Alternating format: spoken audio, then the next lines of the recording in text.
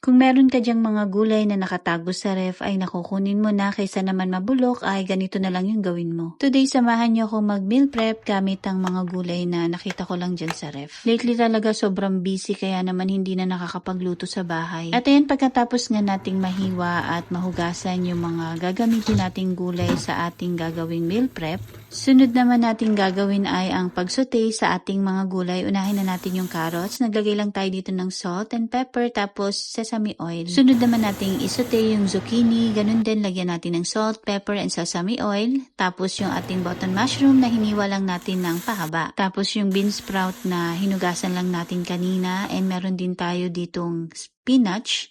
Pwede rin kayong gumamit ng iba pang mga green leafy vegetables, depende sa inyo kung ano yung gusto nyong ilagay. After maisote yung lahat ng mga gulay ay iset aside, tapos lutuin naman natin yung pork giniling. Maglagay na rin tayo ng garlic.